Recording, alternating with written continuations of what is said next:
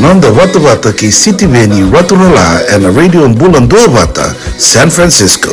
Me Kochi Kenda Watabai.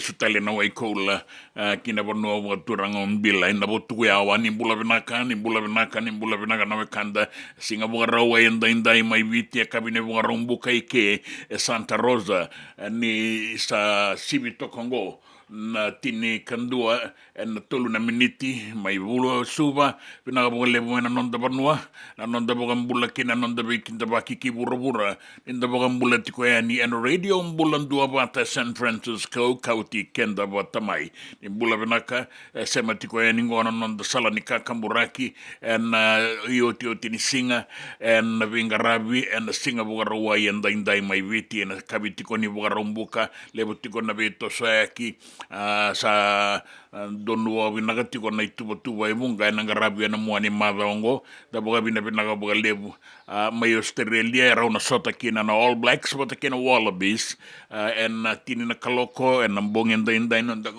viti rau sota kina na Swashiping rua bota kina Fiji Water Flying Fijians bota kina timini Tapani e bala tagi kina en final na Pacific Nations Cup katiko e viti boga vinaka boga lebu be kemuni na itukutuku nda satura roti ko en ngau nda rongo itukutuku en tini karua en no ngau na viti en ona na kaloko na nonda ngauna mai San Francisco ni mbula vinaka na wakanda ni wararongo tiko maingore Sacramento do mbula vinaka mai San Rafael ni vinaka lebu na sema tiko mai singa lebu inda mai Islandia Australia na wasa Pasifika mai Niue Tokelau wata kena ya tukuka ke muni na wakanda na wararongo sara tiko mai mbola tangani bongi lebu tiko na bonua mai kia ya era sema tiko mai so na wakanda ndaranga ibo mbula tiko ya ni na nonda giwasninga singa unang wara sa ko talengana linga ni bengarabi and radio mbulando about San Francisco and singa lebu indai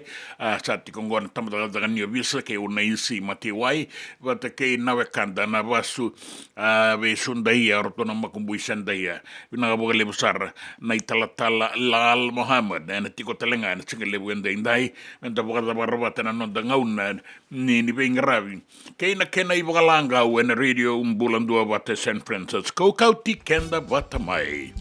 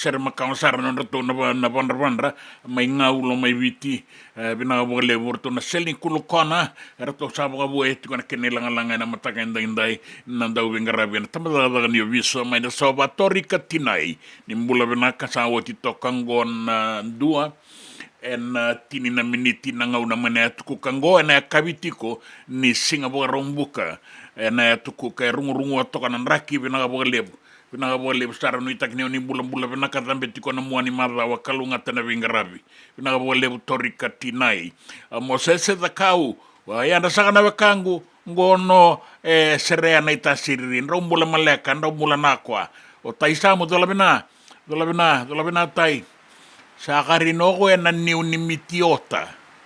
Rongo binano may na lemu bingwarabi ng bow pine scheme may nanronga. Dola binatay sa mo, dola bina kalungatam sa rongo namot na ni kariniw. Ya sa mut sa kanin may gimatsangge may borino gini ako Binabagalebu. Tamay beto lenge vatu mbulare goyeroi sabu-sabu. Tamay beto, tinay beto kay veto junior. Imbula binaka sembaka.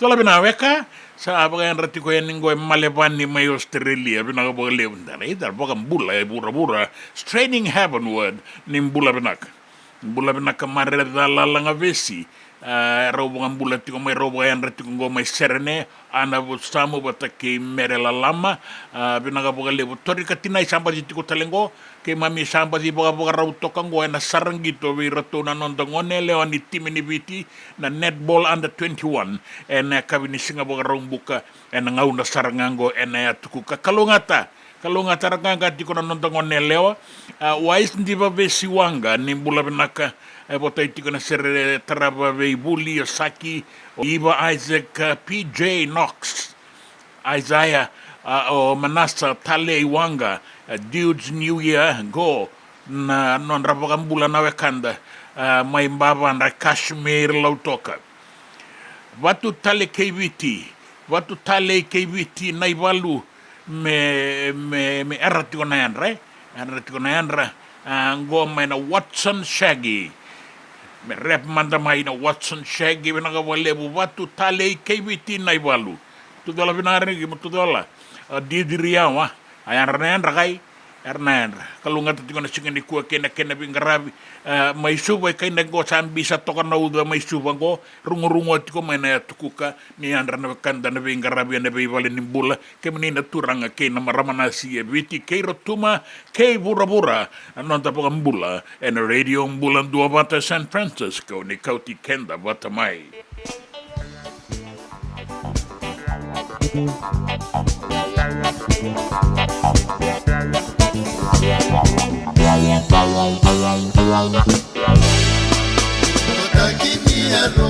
Batakiniaro, ebukiko inabula esimo. Batakiniaro, ebukiko inabula esimo. Eulana sebo, ulamia endomo otumo. Eulana sebo, ulamia endomo.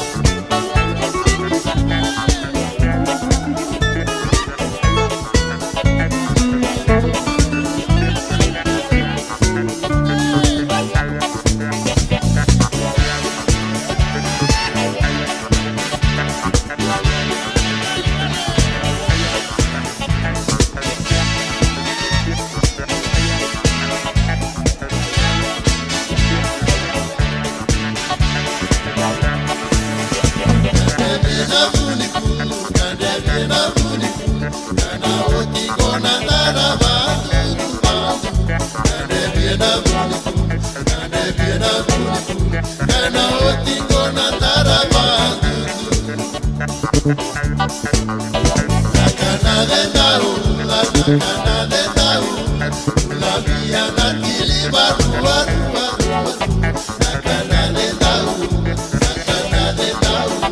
ulavia natiliva rua odeni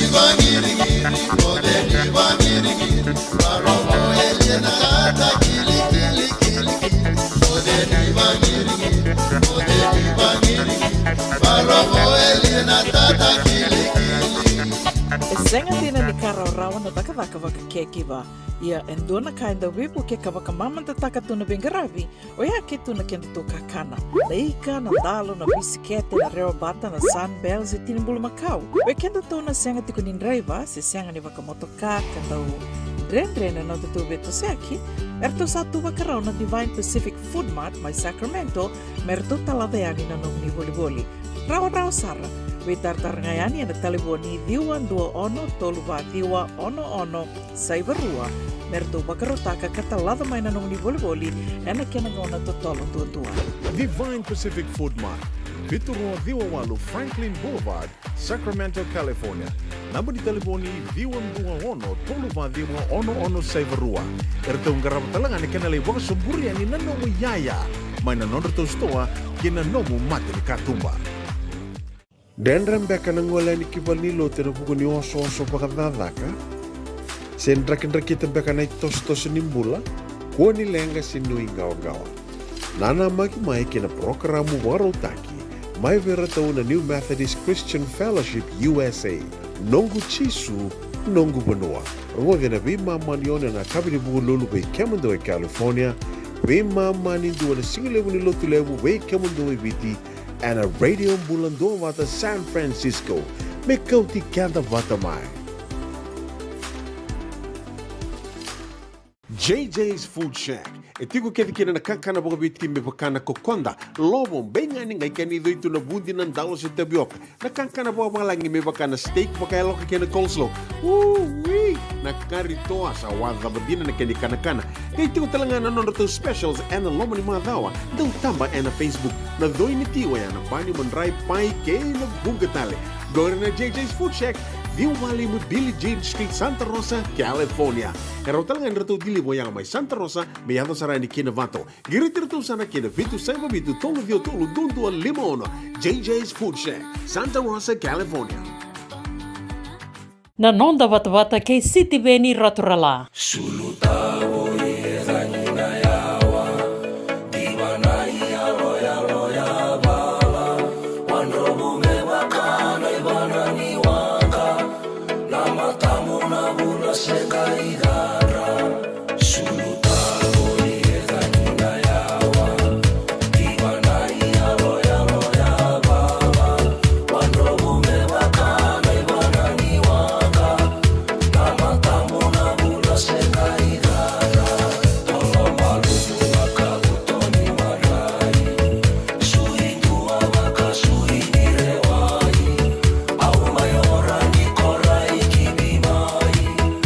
Ole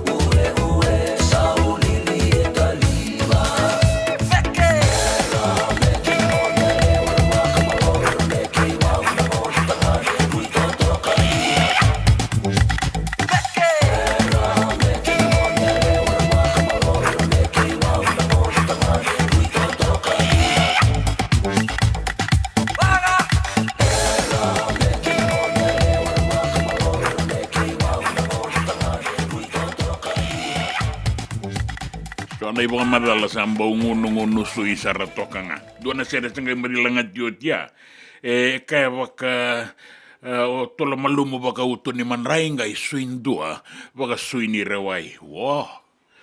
Sibitang kora tini kandua na ruas nga ulo na miniti na nga una may viti. Pinangabog lebu tsara na manisa matiko may na singa lebu inday na singa buga rawai may viti na singa buga rumbuka na tukuka kay Santa Cruz kay buga kina may Sacramento kay Reto San Rafael pinangabog lebu na matiko may ngo Santa Rosa na radio bulan dua bata kautikenda bata may waisaya dama lako kinabuli ni lotu. Loto ka na yada. Wai sea tama lako kinabuli ni lotu.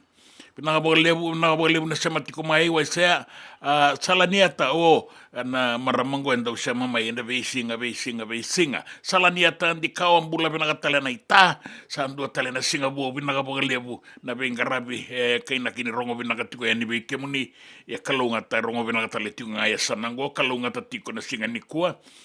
Kay Jim tiko isuba arnayandra abinanumito yan ngo na bubale na wangan nitonga binagabole bunanum sama tiko mai baga mata bubale na singa lebo endain ni takini toso binagati na taka na itabi endang garaba na singa baga rawai endain inda sando ni tiko na muani madawa sa otiani na singa ni paseka endain ni singa baga rawai sa sibina tini kandua na rua sanga bulu kerua na miniti na radio bulan dua bata San Francisco kauti kenda batamai.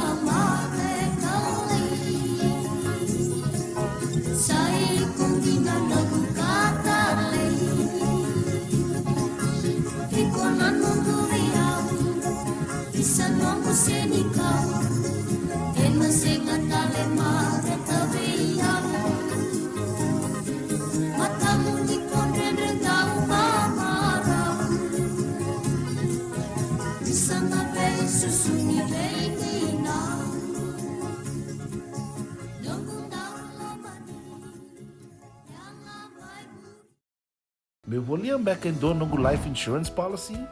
Laga kira ni tutana katil kabitu ni okostita na 2022 o sangir ta kasarabiri ni tauna. Kabi ngaya kila maga ngaya sala ko mana check. Sengat tali ni impera, sengat sarangan impera palilai. In time saranga mai. So ang kali wara ka tala tunda wara. Ko tunggo. O sala ro dengo pamina.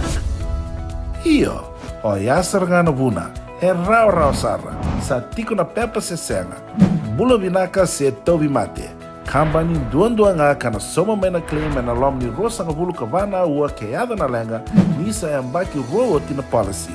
Text mai kina wasa e walu ba dua, tolu walu lima e na kena i tuku matai lalai, o ya na wasa e walu ba dua, tolu walu lima. Doyan Robina kana maraman na ita. Do samba di ba kusa iwe. Yandra na ita. Kita sili katalaw Monday na Orange Lounge. Maleka. Warasan ba di kata-kata pinakasar tu nga toboy simpang bakaw. Gay way dala tu kinambata. Koe serengan kori. Sono ngono santa pinakat serengan na kenta kakana. Di na to zoko. Kaya kita sana berata ni baga singlebu. Kita sana gali baga kabi ngaya ni kena. Na Orange Lounge, katalaw baga singlebu sa baga kabi, e baraw tayo ito baga manggo sanggay totokan na buno ni kana. May namenda to with niti, kanay baga singlebu sa baga kabi, may baka na baga sakera, na sui, ikatabu teke, roro baga lolo, kay na vida tale. Giraraw mo kila na menu ni singoya, na Orange Lounge, tolo-tolong dua, Orange Street, Santa Rosa. En dua tala na tamang nibingarabi ni Divine Group of Companies. Dola man na wala kaloka na mataka, kina wala kaloka anambongi moniti kina singatambo na Orange Lounge. Tolo-tolong dua, Orange Street, Santa Rosa. Dendran beka nang wala ni kibal ni lote na buko ni oso-oso pakadadaka. Sendra-kendra kita beka na itos-tos nimbula, kuha ni lenga sinuing gawa-gawa. Nana magi-mai kina programo warotaki. Mai vera tau na New Methodist Christian Fellowship USA. Nongu chisu, nongu banoa. Rwa vina bima manione na kabini bugu lulu bei kemando e California. Bima mani dua na singilebu ni lotu lebu bei kemando e biti. And a radio bulan doa wata San Francisco. Me kauti kanda wata mai. Nanonda wata kei City Veni Raturala.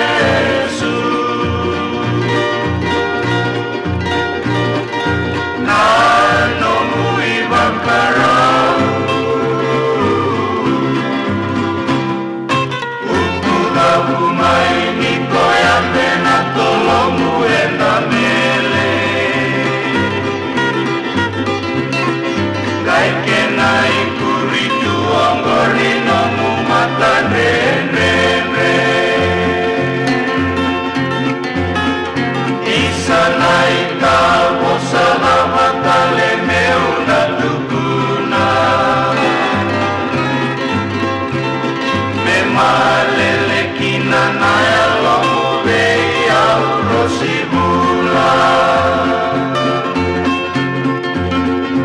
Ambole na meika kere isale matapamila Kena ikurini soli au meu no mbombula Kena ikurini soli au meu no mbombula Sera laka mandana nongundomo wei kemunir. Tau na ngauna diwi ana singale buenda indai. Boy rosanga bulu kandi wana miniti me tini karua na kaloko ni bula benaka. Waganda tale tungani weekenda na basu wei sundaia. Na italatala Lal Muhammad. Membaleta na taliboni na tarawati ko na dabango. Ya na taliboni wei na italatala Lal Muhammad. Kila ndana ka urede chungo na bawele go sabawel takendo setani nada mungo ai do sa ngaluchi ada mungo talibon mai be talibon din ngani talibon gondon di bas ngani setan sa soli weekend asengana kango sa asengana bula yalinga na taliboni wo saya linambula ya kaya liu chisu sindonaka Mekua ko ni yali ni tu talibon. Benar apa? Elemu nak kaya juga lem talibon. Lagu juga na phone, lagu juga na Facebook, lagu juga lemu nak ka. Ngai bango juga na linga mu zawiri juga bango, zawiri.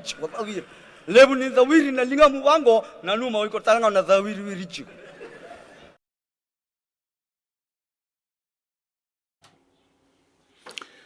Zawiri tu na talibon na italatala Lal Muhammad.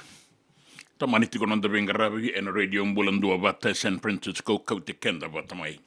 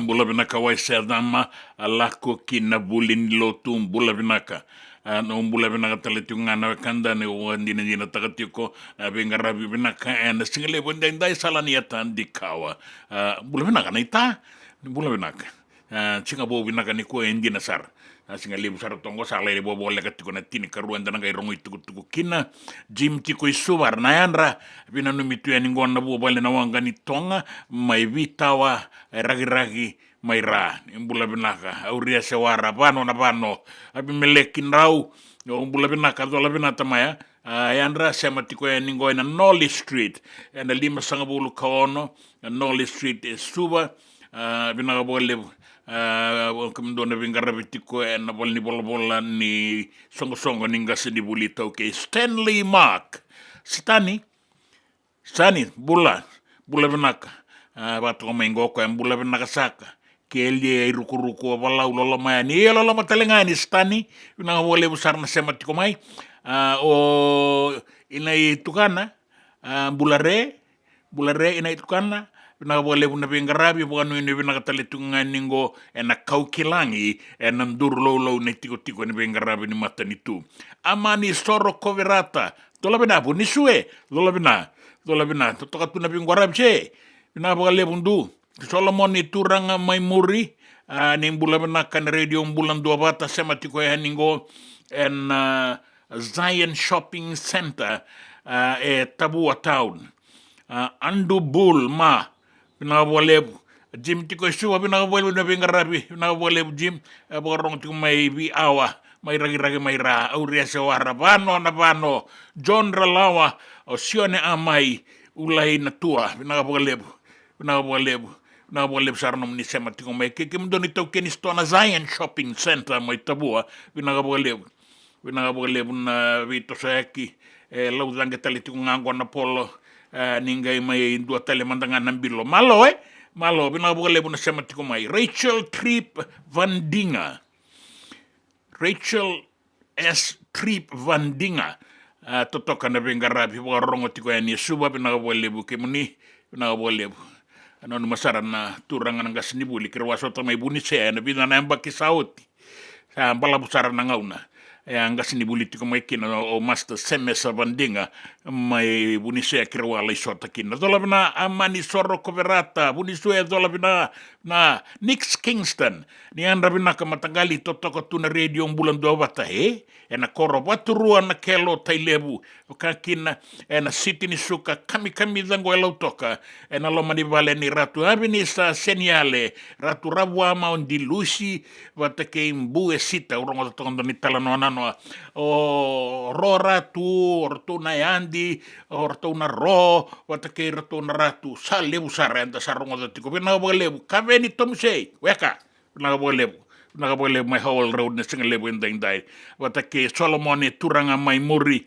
ena Zion Shopping Center tata wiwi tiko mai na tuku mai na Zion Shopping Center mai tabu lebu na ratonga ibo tai ngani kino mesu tabioka jelly bean wata ke lia rato talenga na bagayan ratiko maingo en tiko ni bengarabi ni Zion Shopping Center mai tabua binaka boleh besar malo ongona radio bulan 2 bata San Francisco kauti kenda bata mai Isaling baraba memang bosotin kemui tugu merungati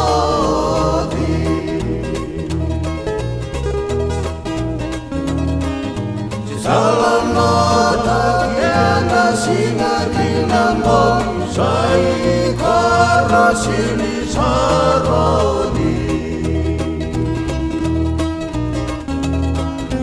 kalau seru mongi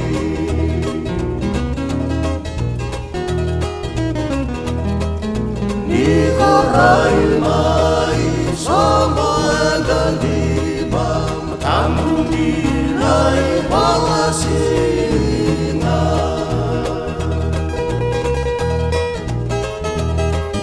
Raba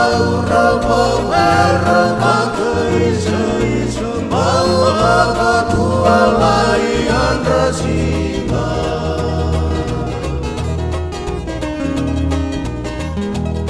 Dan Maria Majimu Etalima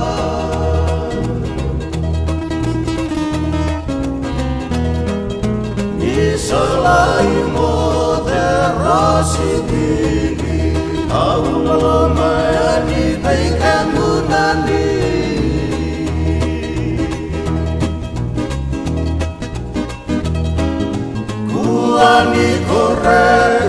sealamini Konlai sambaluni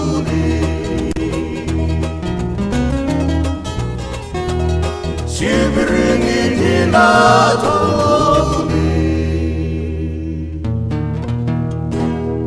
JJ's Food Shack. E tiku kedi kina na kakana boka biti me pakana kokonda. Lobo benga ni ngai kani doitu na bundi na ndalo se tabioka. Na kakana boka malangi me pakana steak pakai loka kena coleslaw. Wee! Na kari toa sa wadha badina na kani kana. Kay tiku talangana nono to specials and lomo ni madawa. Dau tamba na Facebook. Na doi ni tiwa ya na bani mandrai pai kay na bungatale. Go na JJ's Food Shack. Viu Valley mo Billie Jean Street, Santa Rosa, California. Karo talagang rato dili mo yang may Santa Rosa, may yato sarani kinavato. Giritirto sana kinavitu sa mabitu tolo dio tolo dundu limono. JJ's Food Shack, Santa Rosa, California. Me voliam back in dono life insurance policy? Nakakira na ito tani katil kabitu ni akostita na 2022 o sangir takasarabiri ni tauna. Kami ngaya kina maga ngaya salah ko mana check. Sengat tali ni biara, sengat sarangan ni biara palilai. In time sarangan mai. So ang kali wala ka tala tunda wala. Kuwertongko. Kau salah lo dengo kami binasa.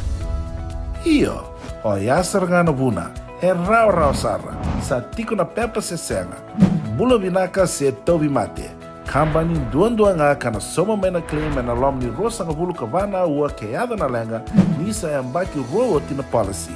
Text mai kina wasa eva walu va dua, tolu walu lima e na kena i tuku matai lalai, o ya na wasa eva walu va dua, tolu walu lima. Doyan Robina ka naman raman na ita. Daw samba di ba kusa-kusa iwe? Yanra na ita. Kita sila katalaw manday na Orange Lounge. Maleka. Kuwarsan ba di kata-kata pinakasar tu nga toboy, siyang pambakaw. Ngay way dala tu kinambat. Koe serengan kori, sono ngona santa pinakat serengan na kenta kakana. Di na to zoko. Kaya kita sana berata ini bagai singelebu, kita sana gali bagai kabi ngaya ni kena. Na Orange Lounge, katalaw bagai singelebu siya bagai kabi, e baraw tayo ito bagai manggosang gayon totokan na buno ni kana. May namenta to identity, kanay bagai singelebu siya bagai kabi, may bakana bagai sekera, na sui, ikatabu teke, roro bagai lolo, kaya na vida tale. Giraraw mo kila na menu ni singoya, na Orange Lounge, tolo-tolong dua, Orange Street, Santa Rosa. En dua tala na tamang nibingarabi ni Divine Group of Companies. Dola may na walang kaloka na mataka, kina walang kaloka anambongi moniti kina singatambo na Orange Lounge. Tolo-tolong dua, Orange Street, Santa Rosa. Nanonda bata-bata, kay City Veni Raturla.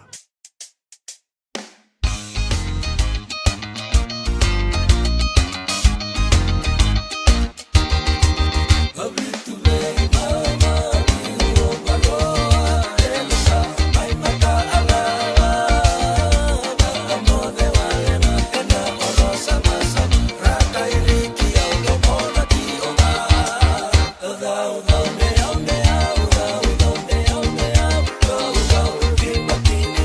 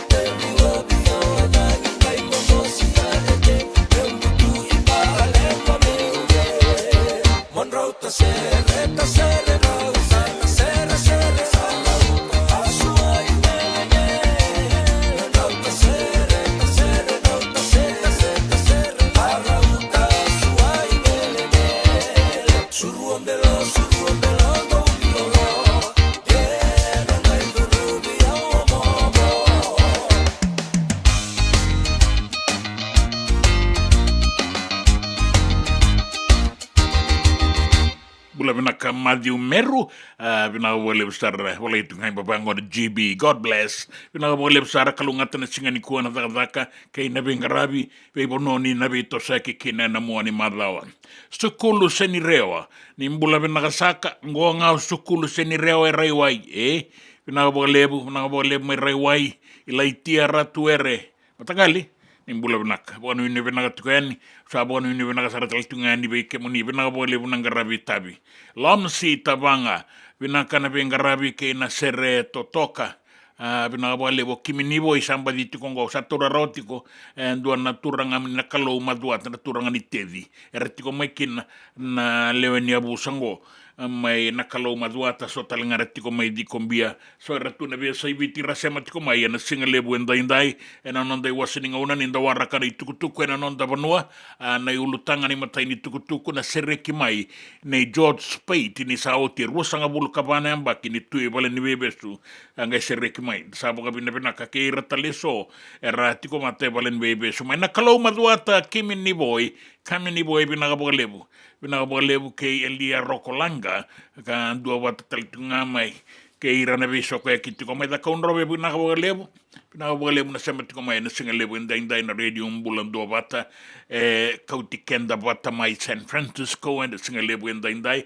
ula Rokolanga dolamina maseki la dolamina engai bota italitunga ni na abu langi en raimba na bosa we irana matabu wale ke de sarabina bole buna be no mirana mamai singale bu ndai na wara kan tukutuku mena tambaza da ni bisa ke nei tukutuku na non da bonua and radio bulan dua bata San Francisco e kautikenda bota mai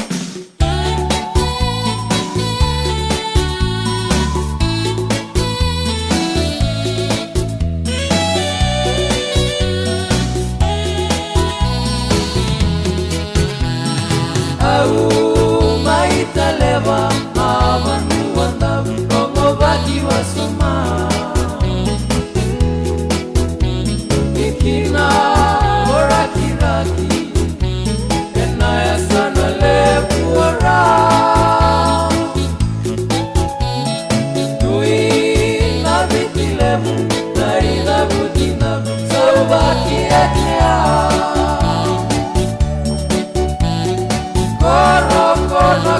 korakula Imula kelena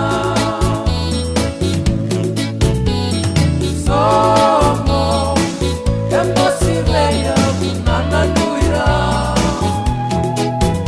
Hotela Namotu singa Enamekea Hotela Nawana name Aita ikoya Bei siri akitu na wanga Kena bei mama Tambe maravi Gaitu basara Rakamatau Kera utanua Komunitivi Keina balau Sota nita mata Wanga era baka bonda suka Kau salu era tumu Individu keina korakula Tomo Emposileia Nana nuira Hotela Namotu singa Enamekea Hotela Nawana name Aita ikoya Bei siri akitu na wanga Kena bei mama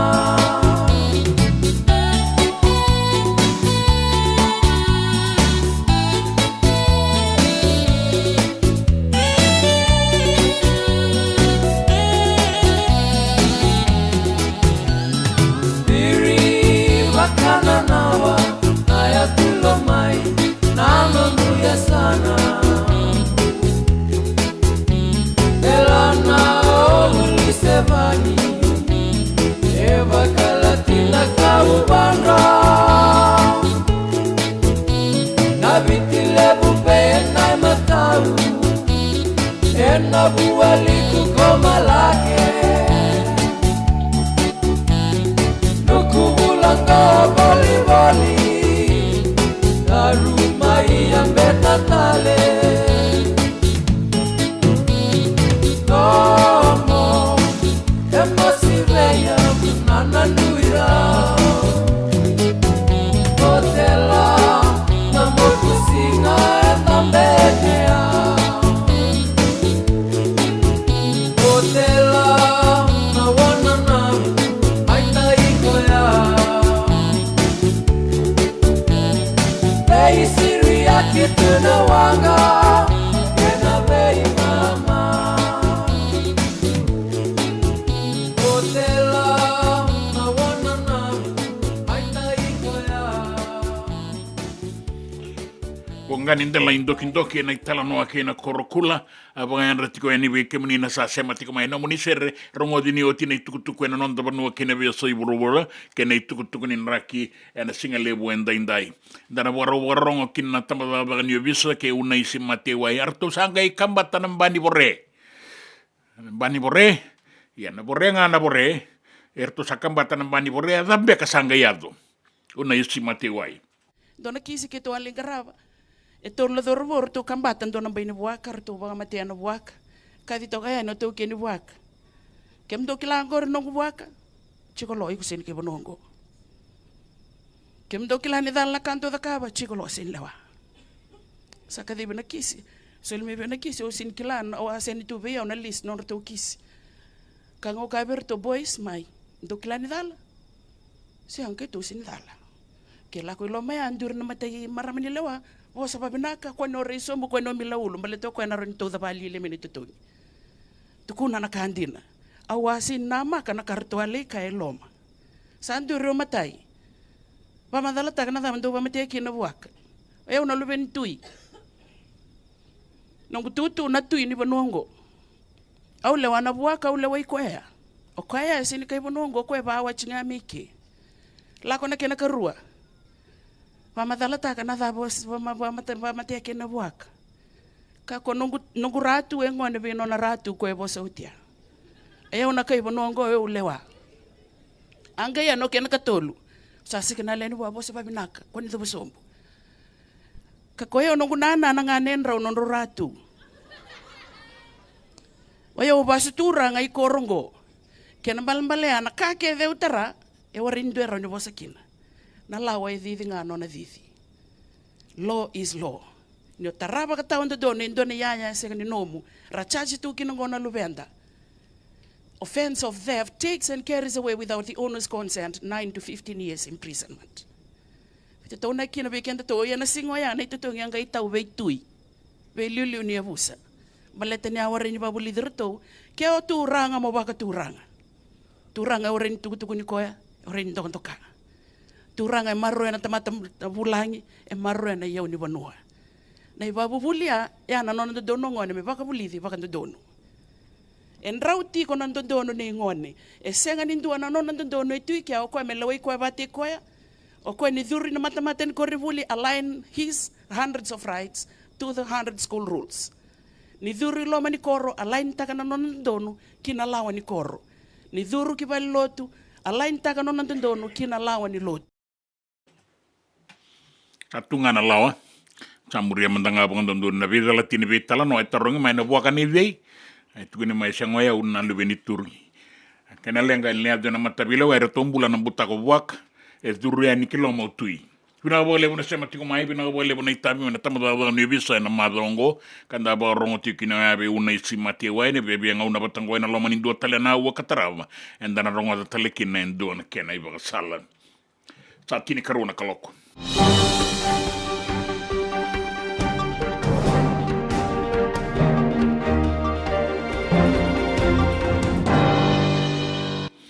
Nei tukutuku e na nonda banua mai viti. Sa o te rua sanga bulu kabana embaki. Ni tui vale ni bebesu. Sanga isereki mai. O George Spade. Na andau ni bisinisi. Ka abagai rongo-rongo en rua na bua biri ve tarabi en rua sanga bulu kabana embaki saoti. Sanga isereki mai mengalala. Mai vale ni bebesu. O George Spade. E asereki mai en valeni bebesu bata ke i rato e leo e vida tale e Willie Kina en doan turanga ni valu Shane Stevens bata ke i nandua tale na Wakanda kilani a tui valeni bebesu en aloma talenga ni doan na ngau na balabu en arua nondolu karua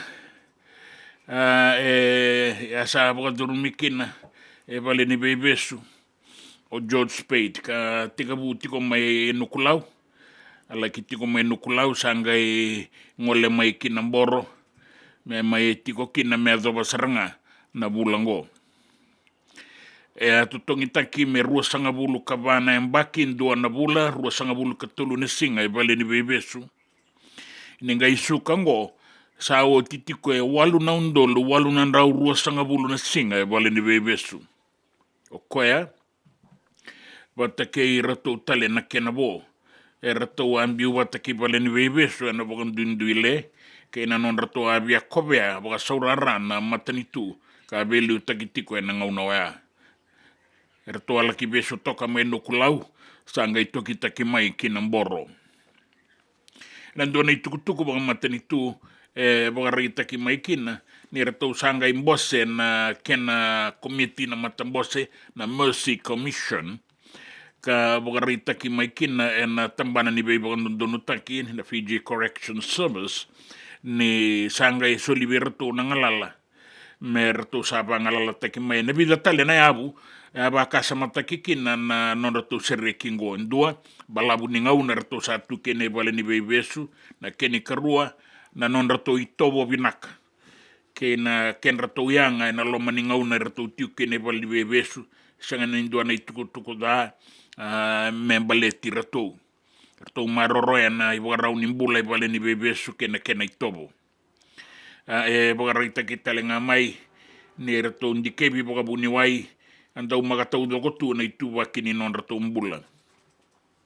E rato sereki tiko maingo e so me wakata ki Sekina, Bosa Wakatini, o Nioni Tangiri, o James Sanchez Gounder,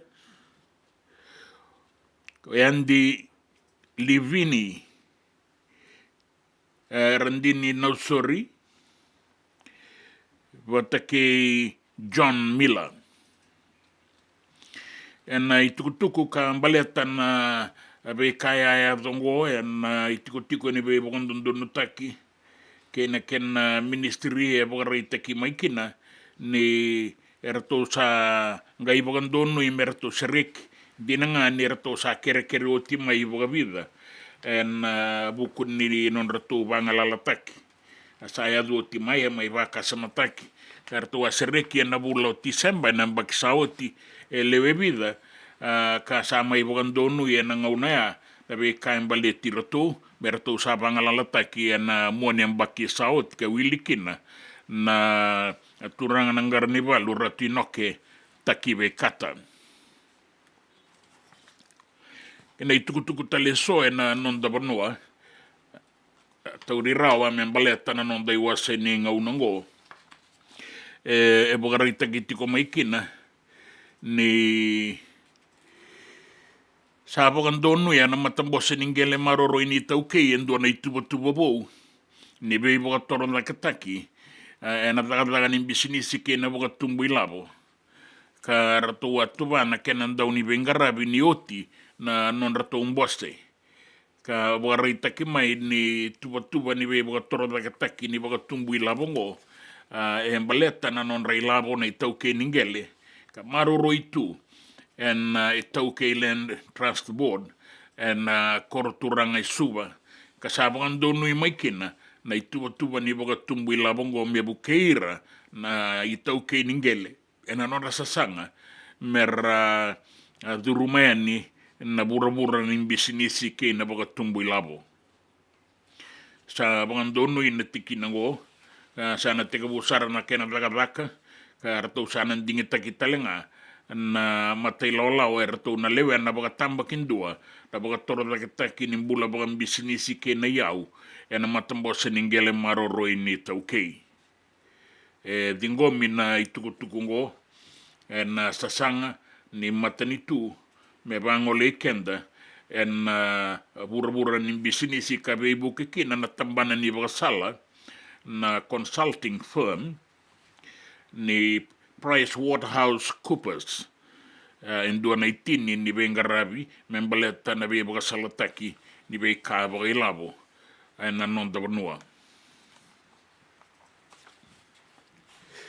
kina itukutuku ningito boga rita kitiko mai ni boroka na isausau ni labe kambi en duan dorobo Woolley and Marist Brothers High School ka rawataki ne ruana koulan duana siliba en nonra ngito sota tikongo en non davanua na kenandau ni labe kambi en Commonwealth weightlifting championship ka bunga doriti kongo suba en dona robo Woolley en bakitini kalima o elda labe tarao ka boroka na isausau ni Oceania ka kele roman da mai New Zealand na itikabungan yang bakingo sa may boroka tale en madongo en nonra ngito tiko na daulabe kambi en non da banua tiko na iwasawase ngele ki durumani na dorobongo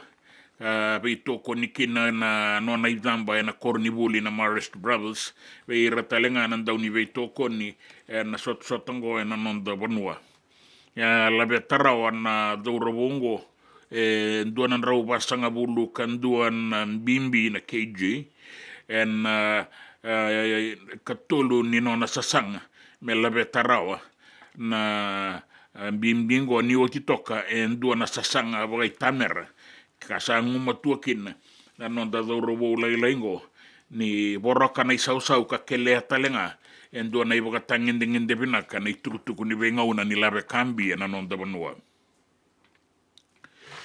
E rau sa tu rau talenga me rau na rika rara mai Japani mai Osaka en bongi nikua o longa ni masi wata ke Melituni. Ongoa me na finala ni PNC ni Pacific Nations Cup kana boga duri mai Osaka e na bongi ndaindai me rau finala kina the Fiji Water Flying Fijians wata ke na timi ni Japani.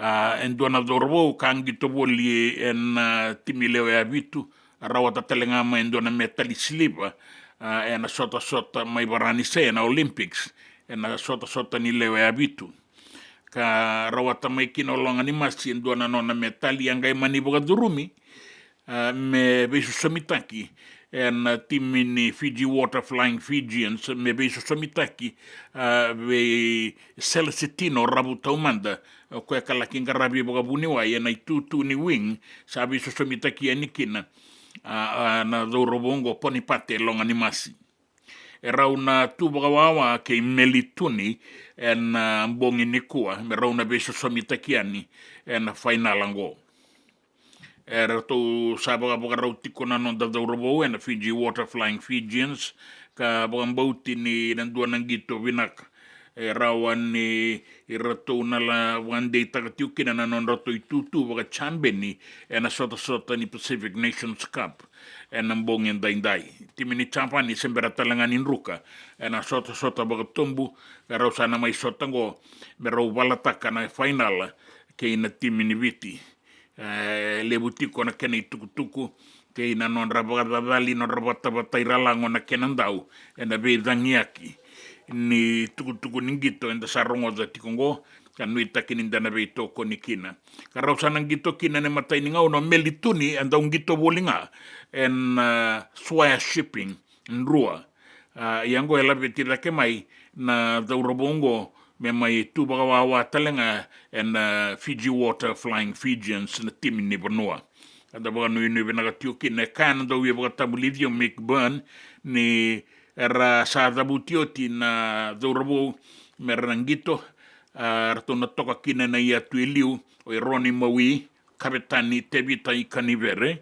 bata ke Samuel Tawaki rato na kena bo sanga so tini be sa ubalebu me na timi kangito na mado sawati so na sila bata ke temo maya na Vanua na tutu ni locks bata ke melindera na langi na taisau wata ke kitio ane salawa na babitu na open side flanker kana itiatura tiko na itutu ni nambawalu na dorobo kapaka sakiti tiko ngona nonangito o Elia Dana Kaiwata orto na boni dorobo orto nga na sota na madro sawati en semifinal kangangaki na non da timi be merke be roto na US Eagles yango merto sana final la en mbongi ndaindai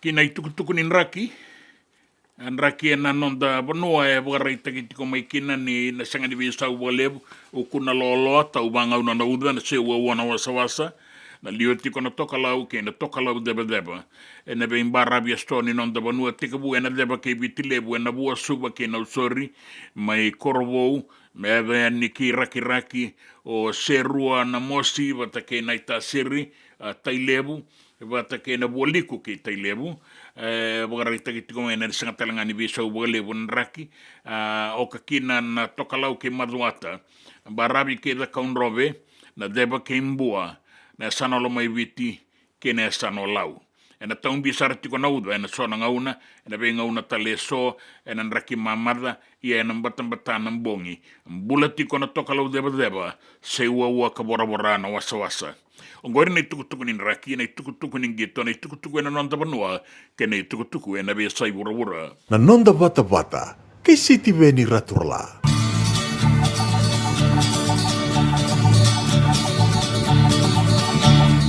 Isa malang ay nano usere kale, yung bagongoli nando muni. Wakanana itu nanu marawali kami datu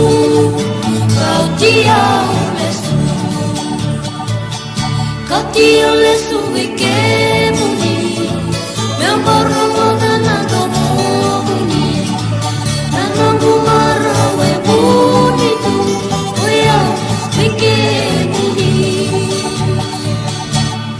Kata dragola, ana tale koya, meu mau ya betale, que na sala tu.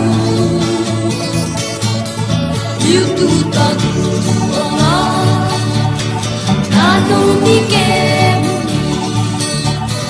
kau ngalili tuma, kau dia olesu, kau dia olesu ekemu, memoro moda nanu momu, nanu bumara wemuni tu, ya mikemu ni. Dio le sube que muni, eu moro boda nando moni, nando bumara we muni tu, oya vike muni. William back in doon nungu life insurance policy? Nakakira ni tutane katil kabitu ni okostita na 2022 o sangir takasarabiri ni tauna. Kabi ngaya kila mother ngaya salah ko mana check. Sengat tali ni biara, sengat sarangan ni biara paling lain. In time sarangan mai. So dan kali warga tali tunda warga. Kau tunggu. Kau salah lo dengo kamu binasa. Iyo, o ya sarangana buna, rau sarra, sa tiko na pepa se senga. Bula binaka se tobi mate. Kambani duan nga kana soma mena claim na lom ni rosa nga bulu kavana ua keada na lenga nisa ya mbaki roa tina policy. Text mai kina wasa eva walu va dua tolu walu lima ena kena tuku matai lalai. Oya na wasa eva walu va dua tolu walu lima. Doyan robina kana marama naita. Do samba di ba kusa iwe. Yandra naita. Kita sele katalau mande na Orange Lounge. Maleka. Kursan badi kata-kata pinakasar tunga toboy sembang bakau. Gai woi dala tu kinambat. Koe serengan kori, sono ngono santa pinakat serengan akenta kakana. Dina to zoko. Keba kitu sana berata ini bagai singelebu, kitu sana gali bagai kabi ngaya ni kena. Na Orange Lounge, katalau bagai singelebu se bagai kabi, baru tegi tu bagai manggo sanggai to toka na buno ni kana. Mai na menta tu identity, kena bagai singelebu se bagai kabi me bakana bagai sekera. Na sui, ika tamu teke roro bagai lolo kena vida tale. Gira ramo klana menu ni singoya. Na Orange Lounge, tolo-tolong dua Orange Street, Santa Rosa. En dua tala na tamani vingarabi ni Divine Group of Companies. Dola mena wala kaloka na mataka, kina wala kaloka anambongi moniti kina singatambo. Na Orange Lounge, tolo-tolong dua Orange Street, Santa Rosa. Dendram beka nang wala ni kibal ni lo tero buku ni oso pakadadaka. Sendra-kendra kita beka na tos-tos nimbula, kuwa ni lenga sinui gawa-gawa. Nana magi mai kina programo waro taki. Mai vera tau na New Methodist Christian Fellowship USA. Nongu chisu, nongu banua. Rongo vina bima manione na kabini buku lulu bei kemundo e California. Bima mani dua na singilewu ni lotu lewu bei kemundo e biti. And a radio bulando wata San Francisco. Me kauti kanta wata mai. Nanonda vata-vata ke City Veni Raturala.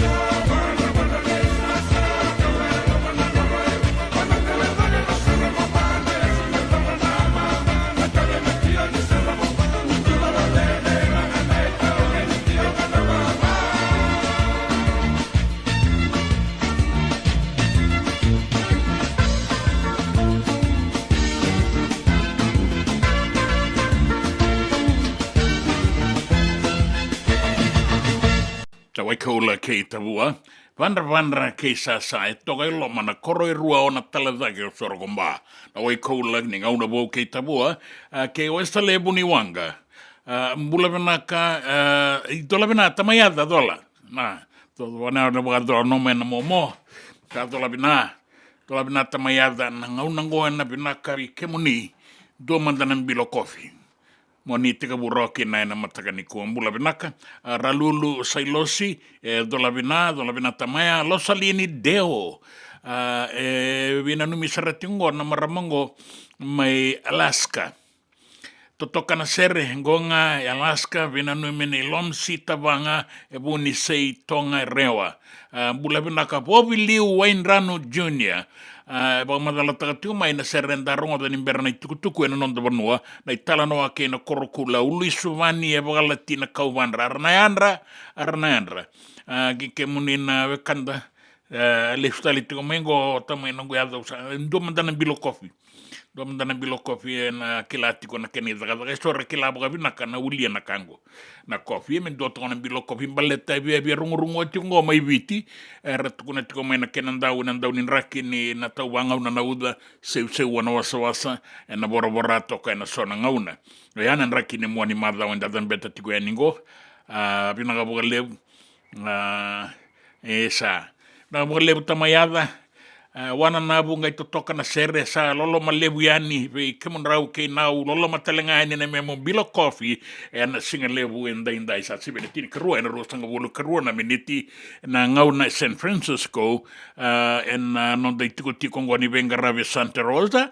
sibito ngona lima na rosanga bolu karua ve mama na miniti ting do telemanda na kenei bolangau na singa lebu inda na radio mbulan dua vata San Francisco ni kauti kenda batamai.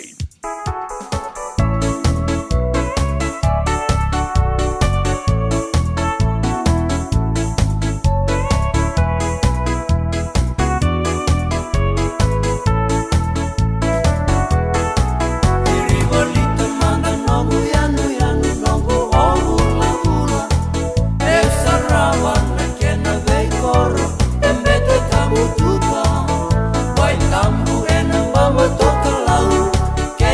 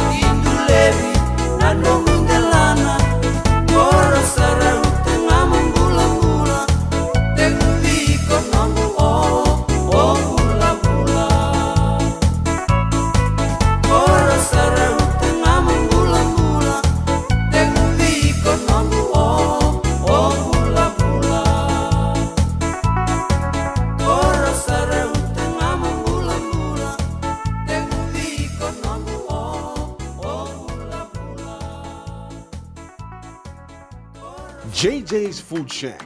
E tiku kete kina na kakana boka biti me pakana kokonda. Lobo benga ni ngai kani doitu na bundi na ndalo se tabioka. Na kakana boka malangi me pakana steak baka loka kena coleslaw. Wee! Na kari toa sa wadha badina na kani kana. Kay tiku talanga na nono specials and the lomani madawa. Dau tamba na Facebook. Na doi ni tiwa ya na bani mandrai pai ke na bungatale. Go na JJ's Food Shack. Viu Valley mo Billy Jane Street, Santa Rosa, California. Pero talagang rito dili mo yang may Santa Rosa, may yato sarani kinavato. Giritirito sana kinavitu sa mabitu tolo vio tolo dundo limono.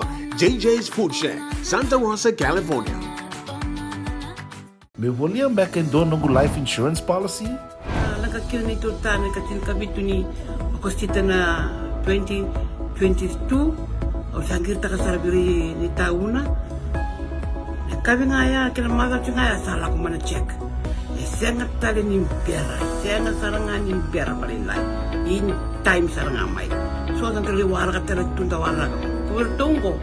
Kau saya lo dengo kamu binaksa. Iyo, o ya sarangan na buna, raw sara, sa tiko na pepa se senga. Bulo binaka se tobi mate.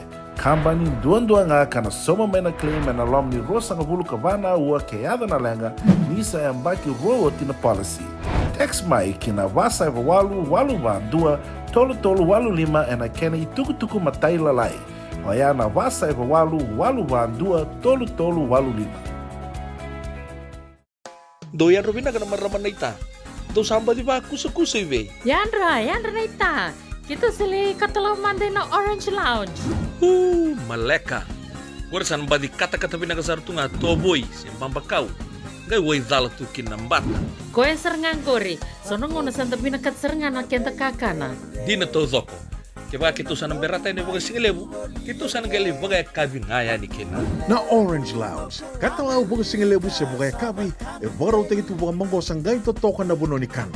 May namenda to identity. Kena bagai singelebu sa bagai kabi. May bakana bagai sekera. Na sui. Ika tayo teke. Roro bagai lolo. Kaya na vida tale. Giraraw mo kila na menu ni singoya. Na Orange Lounge. Tolo-tolong 2 Orange Street, Santa Rosa. En dua tala na tambar ni Bingarabi ni Divine Group of Companies. Dola may na walong kaloka na mataka, kina walong kaloka anambongi moniti kina singatambo na Orange Lounge. Tolo-tolong 2 Orange Street, Santa Rosa. Na nonda bata-bata kay City Beni Raturala.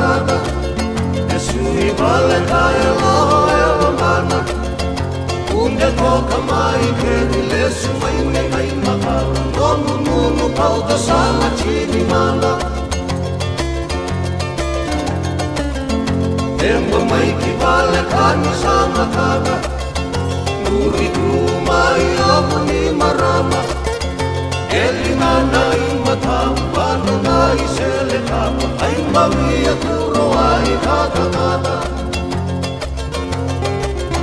Kelingana i matau ana i sele kapa ai mawia kuro ai kata kata Kelingana i matau ana i sele Berera pakinangangani seria. Lingana i maui, na isele kava na lingana i matau na kuro ai kata-kata. Bula vena ka kene se kai sema mai, tabale samu saumbale, dola vena rigi, kalunga tana pingwa rabi, na buka lebu na buka rongo no mene singan lebu nini kua. Ya inda na buka rongo talemanda en itakitaki mai we inai tala Lal Muhammad. Teitei tiko mandanga, be lako ya ki tiko lako, tu dake lako, se bukai benan raki, da lako tiko nga enda benga rabi. Na itala Muhammad. Teitei, rau chiko nei lavo. Lava, san ram na bu chiko ragi, sa rau chiko nei lavo, sa somi chiko na kai lava kimai. Sindam bevele tu.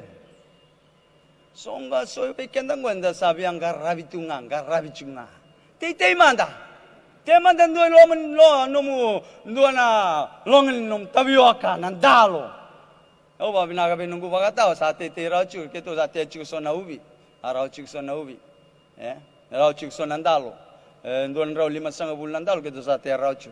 Benar apa? Betul kita bawa raucu kan bos nyambak ke dagli. Na bawa rau. Kun bawa raucu kan kita kan dua nak lima tak. Bawa rau binak. Na istri ni lotu.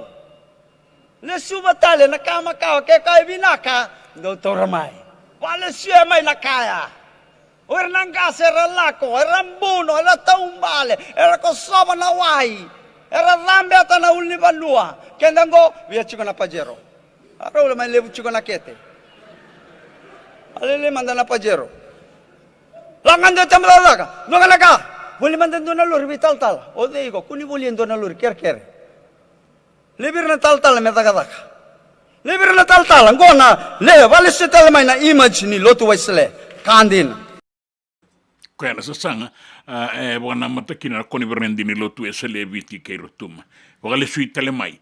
Se te kabue bei, se te kabue na ngauna daba, se te kabue na ituba daba. Anda wakanu inuitiko. Ni narawa na inakiba ka na itukutuku ni Reverend Lal Muhammad na singalebu inday.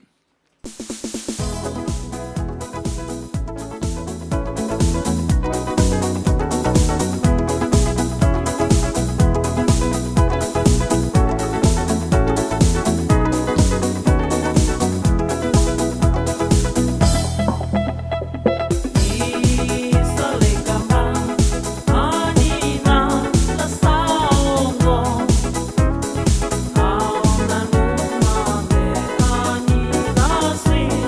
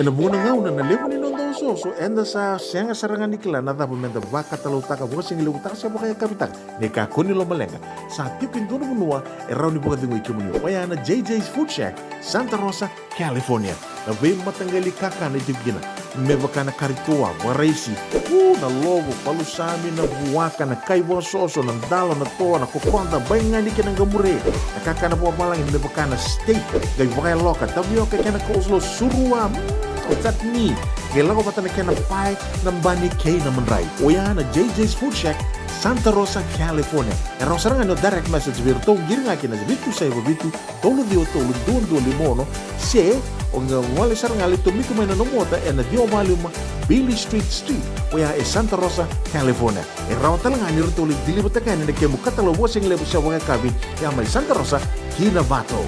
JJ's Food Shack Santa Rosa, California. E senga dina ni kara rawa na daka waka kekiwa. Ia endona kainda wipu ke kawaka mamanta taka tuna bengaravi o ia ke tuna kenda to kakana. Na ika, na dalo, na bisikete, na reo bata, na sunbells e tinimbulu makau. We kenda tona senga tiku nindraiva, se senga ni waka motoka, kandau drena na tutu beto seaki, erto satu wakarau na Divine Pacific Food Mart, mai Sacramento, merto taladeani na nung ni boli. Rawa sara. We tartarangayani na taliboni diwa dua ono toluwa diwa ono saibarua merto bakarotaka katalada mai na nung ni boli ena kenagona totolo tua. Divine Pacific Food Mart, Viturua Diwa Walu Franklin Boulevard, Sacramento, California. Namba di taliboni diwa ono toluwa diwa ono saibarua. Erto ngarabatalangan kenale waka sumburi ani nanomu yaya mai na nonreto stoa kina nomu mate ni katumba. Dan rembeka na ngola ni kibalilo tena buku ni oso pakadadaka. Sen drakin tembeka na itos nimbula. Ko ni lenga sinui gawa. Nana mai kina programu warotaki. Mai vera tau na New Methodist Christian Fellowship USA. Nongu chisu, nongu benua. Rwa na bima manione na kabini buku lulu bei Kemando California. Bima mani dua na singilewu ni lotu lewu bei Kemando biti. And a radio bulando wata San Francisco. Me kauti kanda wata mai.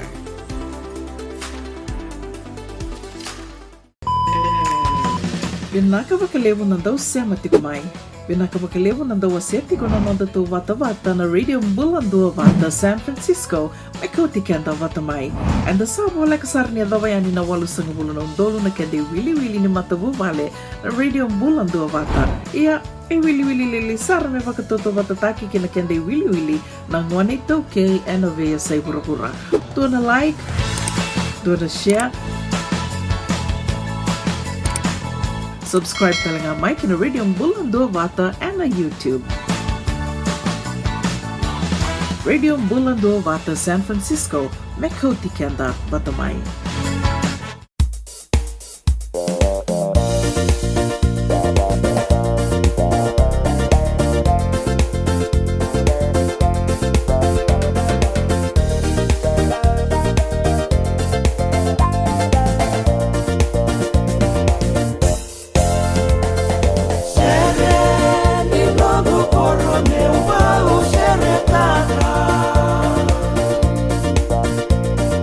Oh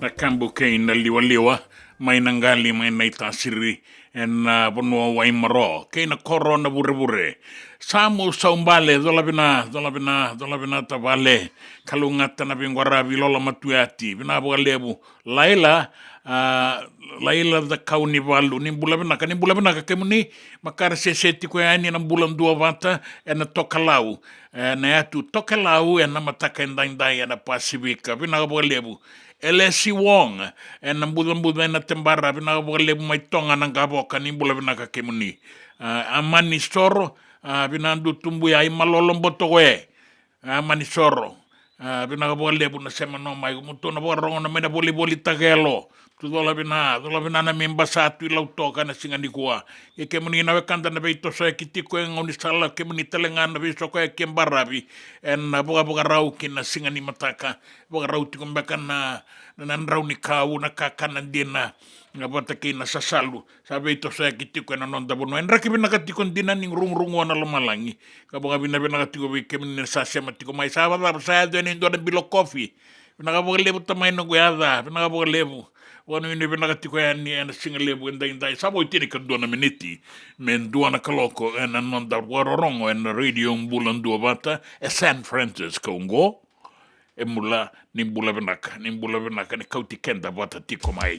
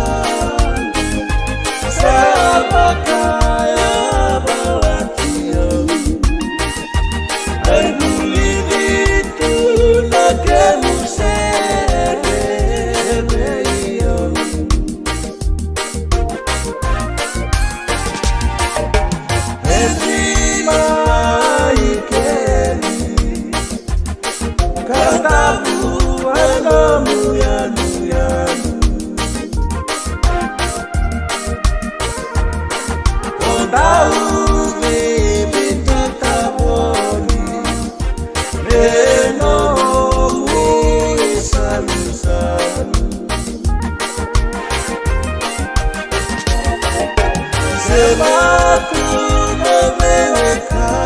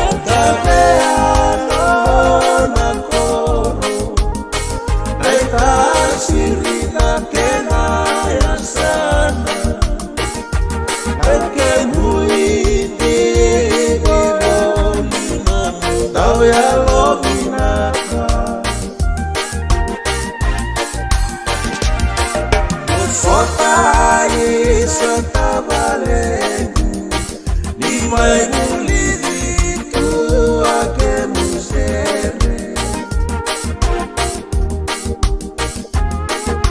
Kananu ni tunisota Tawalo kudidi nasara Emodei satabalenu Kolomae tawayalani Diriawa tu kototoya Salolomayani Emodei satabalenu Kolomae tawayalani Diriawa tu kototoya Salolomayani Diriawa tu kototoya E tiri awa kutotoya salolo mayani eno sota tawalo kudi. Mata serengo e tali taki boga lebuti ko eno nonta pornu e nanga unango. Wata ke na kambu ke na liwa liwa mai nangali. E ana tangi zo wiri ke autea eno sota tawalo kudi. Dana boga rongo ke na tamba daga nyobisa. Liuma den dona ke na iboga langa uwe ke muni na wakanda. Nisanga isema sara tiko ngama i nanga unango. We siteri sala iwalu ngoro. Dola vinai Redwood City, California. Au duru rabe e na wale taitaimi. Wei singa ke mami tei reisi na kaindia ke ina kaiviti. Tabadadanga niobi sa suba.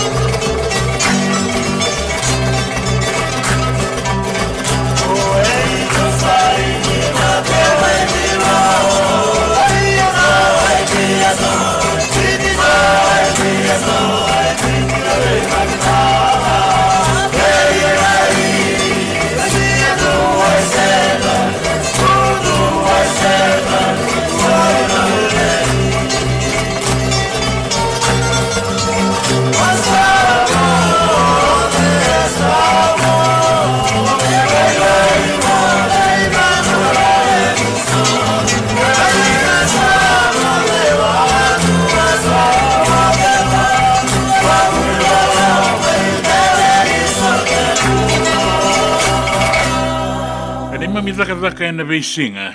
Na ka India na ka iwiti ne mami zaka na te reisi. Vina mole wera tunan ronrolangi kei na uto solo. Nimbula vinaka ke unisanga isema tiko mai na ngaunango. Enda rongo ke na tamba zaka anio visa. En non da veita tau na kindina nsa singa boga roa i mai viti. Ia e boga i viti kona non da veita tau na ki veira na lumenda. Ena vei ngauna enda vei tala kina. Ena vei singa ni vuli. Enda boga rongo vei una isima ti wai. E kalau ngata na ngone, e sole bua e 5 wala nga na miniti mai vei nau ke ngei. Kalau ngata na ngone. Kente tonga kilay ko nga nda to dhunru. Ko embogi bango to kilay na time me mo de kina se warai. Nandun raw na pasyente, ng pula ni ingone, may nambaki 5 kina tina ka walo sa nga bula pasyente no nakilay ko yung gas ni buli. Chini ka walo la pasyente no nakilay ko na leo ni koro na bisangata na bibuno kaya den gaiba. Rua nga na pasyente, anon daru kilay ko na itumutum. Kaya o vekila ng pula ni ingone, ngai ko ribuli. Giri mo ko yung gas ni buli, ngai. Kaya ito nga giri mo gas ni buli, tukun mayo, kaya tukun mebya, otu sela yung butako, oray, otu sela tiro yung butako. Ya tu sela sin ran butako yo ko yan butako.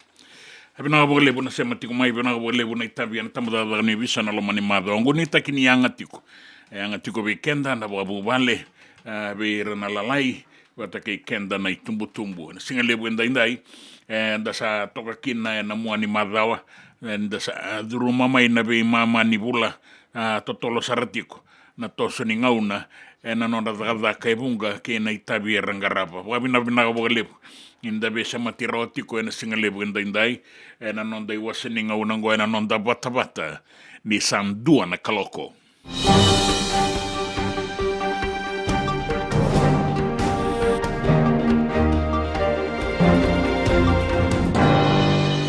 na itukutuku na nonda banua sa oti rusang bul kabana emba kiniti ko na lomani vale ni bebe so sanga isereki mai o George Speight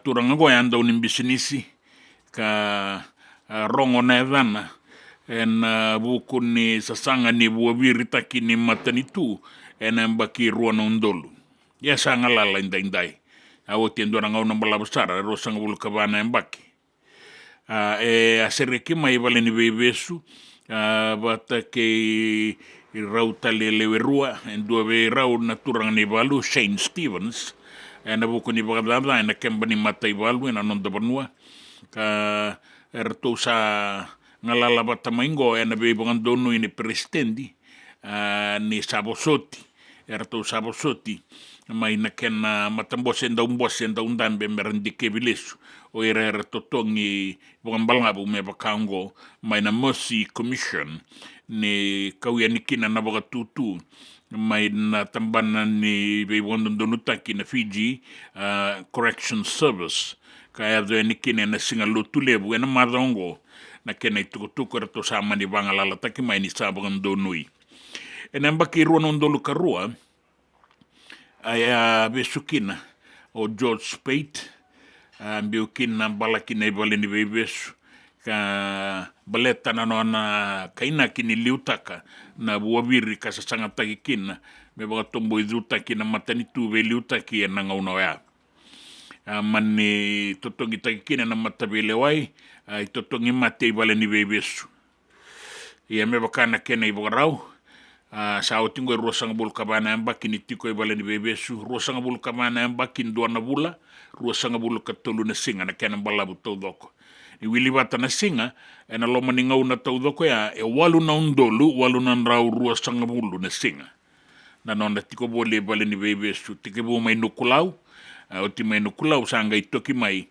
kinamboro ay bagarita kana matabose rato bagatulewa na tikinango mai na ministeri ke na tambana ni wale ni bebesu ni be bangandonu takini sa bangandonu ina tikinango en buku ni kere sa ya tiko yani indike biki na ibidana ka ndua ni lako tiko yani na kere ni Speight e laura ibata ke na balabu ni ngauna ni nona tiko wale ni bebesu na nona itobo na nona ibogarau ke na nona bogarorongo wale ni bebesu na kenelewa bogarita ki mai ni sabagandonui na nona sereki na buku ni tikina ya tukina na boganui nona sereki mai na mayanga ka bengarabitale na nonda banua na be tambana iso era ni bagayanga takikina na singa na noa rato sereki mai kina o sekina wasabakatini o nioni Tangivi, James Sanchez Gondar, Andy Livini Randini Nausori, watake John Miller. En nandun ay tukutuku ya bukarita ki maikina en tambana ni bebondonutaki en anona ibola mata bukarita ki tiko maikina ni sa bukandunui e na non rato bose na kena matam bose na Mercy Commission me rato sa bangalala take rato sa sirik na lewe vida rato sa sirik e na madongo e na lawan dua diwa e na tambana i lima e na abuni boka bulewan non da matanitu sa solikina na be bangalala takingo e na bukun rato na sirik mai e kanirarawan ni dua rato James Sanjes Gounder ay abandono italenga me sana seriki mai vale ni bebesu ia sa mai bogadeng sa mai mate ne kaono ni September ni sitikonga eloma ni vale ni bebesu sa kanira rawsar ni sama ni sanga ni ngala romai ne sa kadibi koso no bulan abe roto na kenabo nui takitiko ni rawan ni rato mayanga panga takina bo ni ngauna se tiko be roto na sona itabianga ni bengarabi raramba bogarita kemai na matambos ningele maroro ini taukei ni sabongan donui menduan itu ni bengarabi ni boga tumbu labo ke na bisnisi matambos ningele maroro merawa ni bukeira na itaukei ningele bakasa mango salabe tioti mandamai ya sangai mai bogandono ya na bosse ni Tauke Land Trust Board en rotum bosse ka sa bogande takikina ka bogandono italenga na itu ni vengarabingo amatam bosse ningele maroroi bogatau da ndo na lewa ka no itakini na yanga bogalebusar ni otina non rotum bosse rato sa nabudabata ndo na itu membaleta na mbula bagan bisini sini Tauke ke na sala and around ni buke na bagan bimbi be kemuni na Tauke ningele bagan rita kita lenga mai ni son sa sanga bobo sa basi kata lenga mengo and nabaka sama batanga ni kena baga sangarai na mbula binaka na mbula sautu baga yau and anonda banoa bagan rita kana minister ni be ka baga Tauke o ferrei me basu ne wanu inuitiko ni rawani ngarabi boga binaka na sasanga sa boga doringo me bebu ke be kenda kede na Tauke na ngau na bolen da duruma tikongo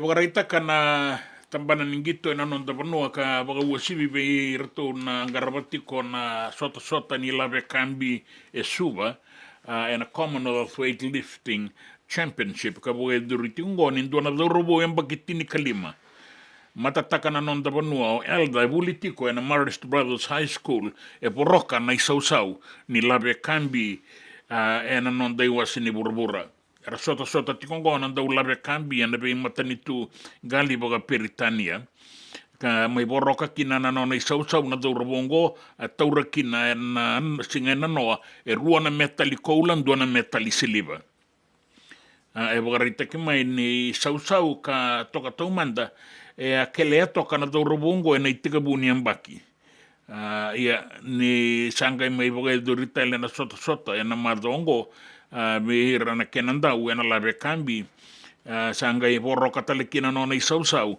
na dorobo yang bakitini kalimango bulitiko na Marist Brothers High School na ruana iwasawase ka laki bogai tabikina na labe kambi me labe taroki na ndona rua sanga bulu kalima na bimbi kilograms batake na iwasawase era beira na itambangoni na dorobongo ya kele amanda ndona iwasawase na Oceania weightlifting championship mai New Zealand na iteka buni ambaki sangai mai boroka tale na ambaki tiko ngango nonra mai boga itabiti kono daungito ke na labe kambi na mardaongo sua era lewe ruanan rawo lima sanga bulu taudoko na boga itabi sota ka boga doriti kongo na nonda banua na sota mai chapani mina finala kara una sota kina na nonda timi na Fiji Water Flying Fijians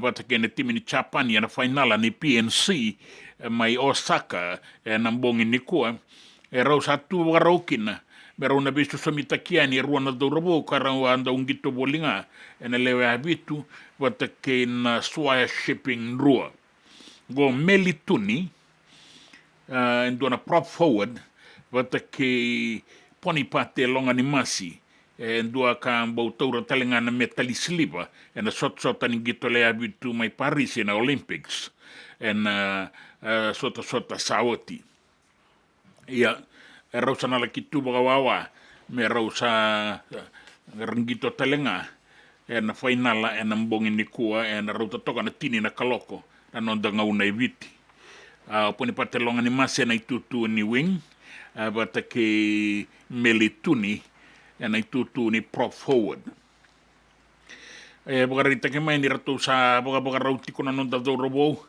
e ratu toka ngoe na ia tui liu e Roni Maui na kapitani o Tevita i Kanivere, wata ke Samuel Tawake, e wakaki na lock forwards wa lima o Isoa na Sila, wata ke Temo Maiana Bonua, rau Taisau, na flankers, na blind side na Melin Deranalangi, wata ke na open side flanker namba bitu Kitione Salawa, namba walu, kwana dorobo e bakasaki di tingora nonang gito e na sotongo mai champani o Elia Dana Kaibata. Kena boe sanga ni beisau wirto na ia tui muri, rau toka kina o Frank Lomani bata kei Caleb Munns, rau na toka ni Loma o Inia bata kei na nonda dorobo nuitaki.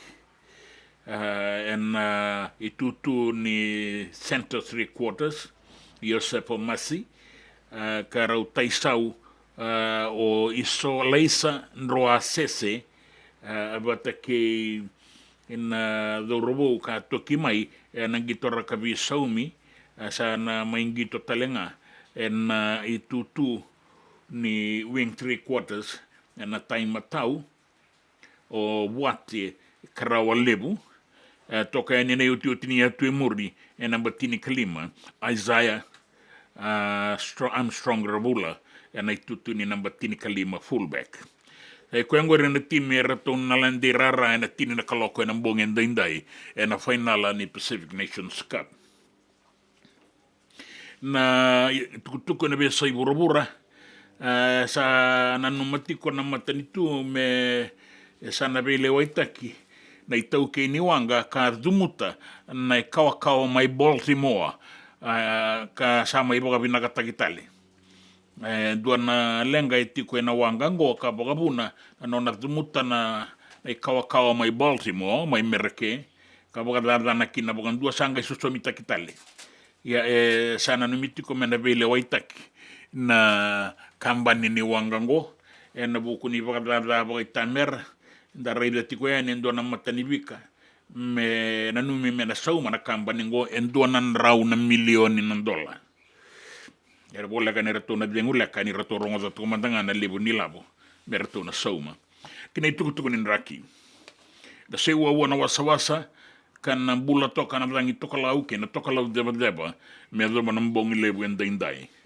Andraki sember mai na uku na lolo atau banga una nauda na nonda beim barabi Bimbi en barabi ni deba ke biti lebu na bua lami suba ke na usori kautani kina sano tai lebu do kiraki serua na mosi na itasiri baka kina en deba ke mbua toka lau ke manuata na sano da kaunraba na bia tu enu no lai mai di kombia mai kia bata ke nangele lebu enu tabeuni ena sano lau ke na sano lo mai biti en ambula toka kina na toka lau deba se ua na wasawasa kan dei koto na ituba kin rakin sarang na bora na wasawasa ndina nga ni sanganin dua na ibugaro ni dangi kau e koto membaleta na nonda barabi no ai meuro nga cho tuama ta koa ai ro tekni ausnet le fa yaksa ma le ko nga sporat koa ne atmotero tuam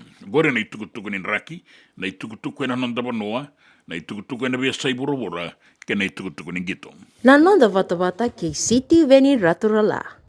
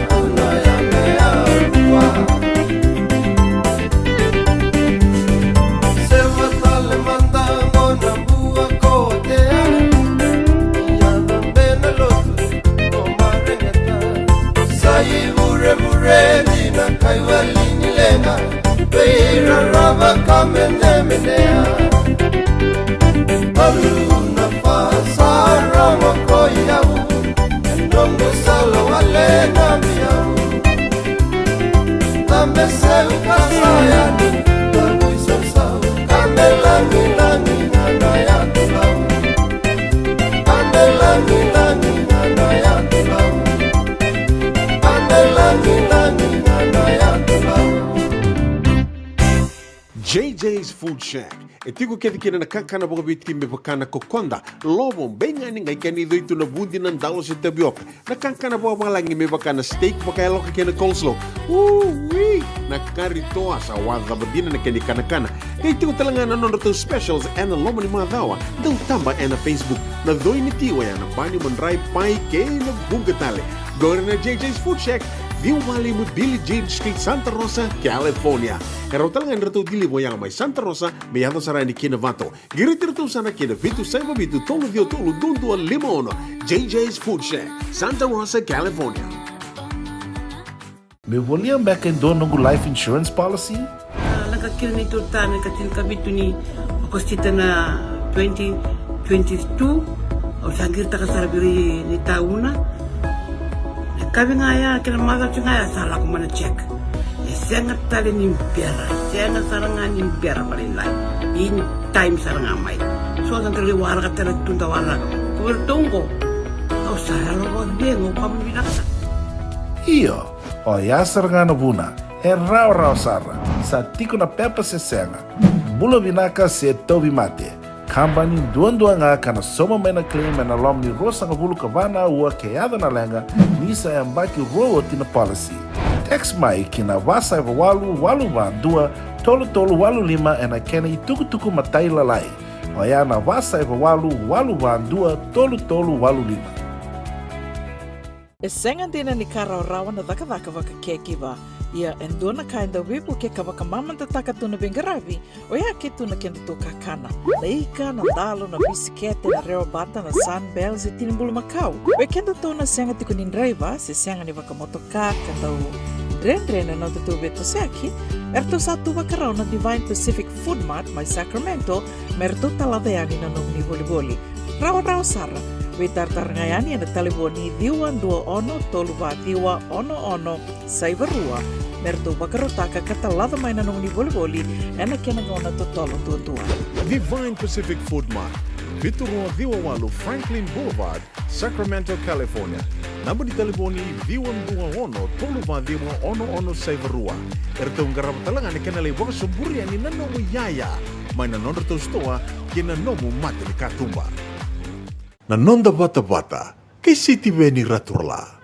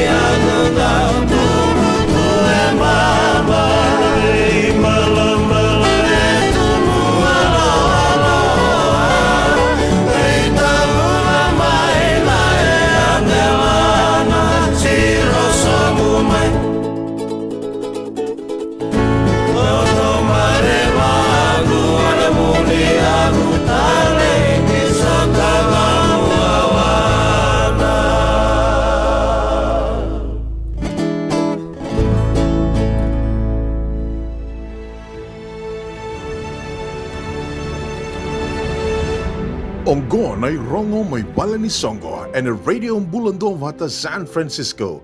Mekauti kanda vata mai. Na namundo masu-masu kay nakatalau na songo-songo ni ANCF Group 2 anandai koton na kenay loku na kawalu ni singan ni bula katumay na bula kotoba do sa kelati ko na kenay loku ene ono kinawalu na kaloko ena matakalailai ni alabe na kaningay way tukutuku ni takayani na bono na boga dorikina na Pacific Avenue Santa Rosa ningay way tukutuku ni takayani baleta na kenay naki moni rawa ni boga bota kede kina na songo ni wana numi ni tungalala ke miti ena mbakingo na Fiji Day ruana undolu rua sangabulu kaba rato na didi wakatiko na Ono Foundation USA ono kandabu mai ike merke ke muni na kanda au ni sema mai kina na bagai doritiko na ka tini kandua ke ne ka tini ka rua ni singa ni bula katumai na bula Okotoba na Sonoma County Fairgrounds Santa Rosa, California. Ke se boti ko mbeka na bola ninga ibe taratara tiko ngaya ni Fiji Day USA at yahoo.com monikila na madala ni be kaimbaleta na nomuni stall na bola ke bakau ni binakate ni na numatinga ni abitu na raunan dola ko nga totolo ko iliwiani na bondua na non bola na non stall mena laki baga yang atak sai ko ngori na rongo na non dabale ni songo na nonda bata ke City Veni Raturla.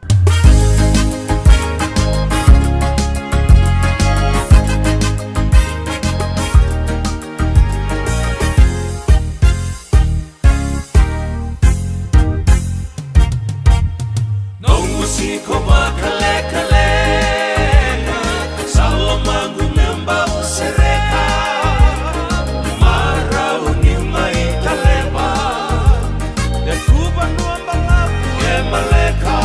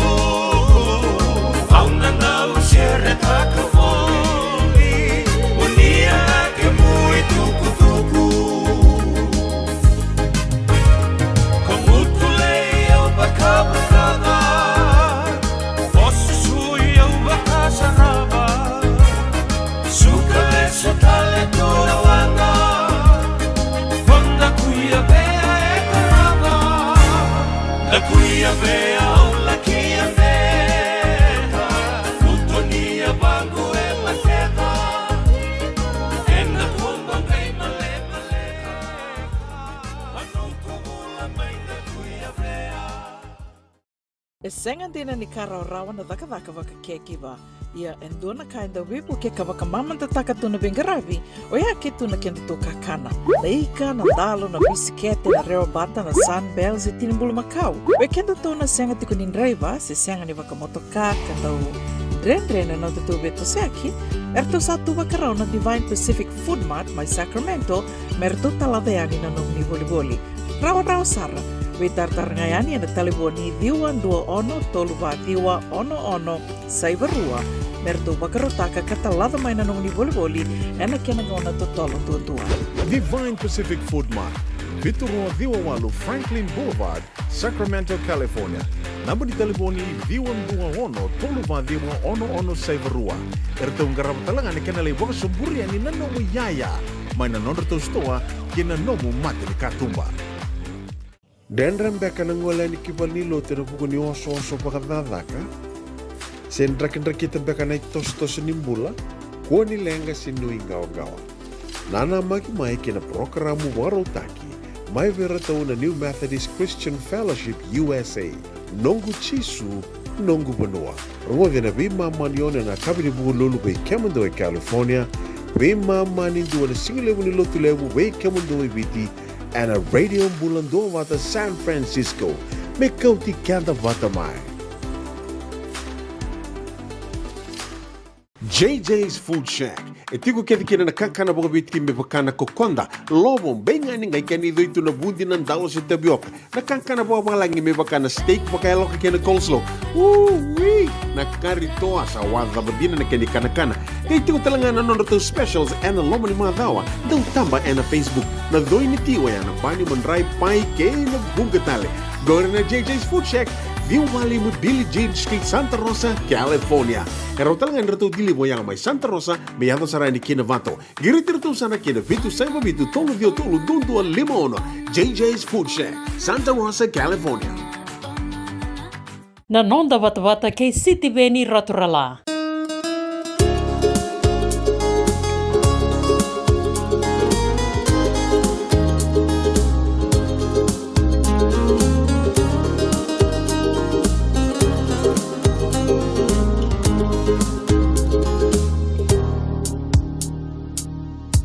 Talanoa takamanda nanongu beauty neito meu sangole sambuyani dina mukalong yeguni mateni nakasou kena gogolo dau perai bosa na bulong rausa mode ko akani sikei mala no builo lama isale moda ilinga wale na rausa mode ko akani sikei mala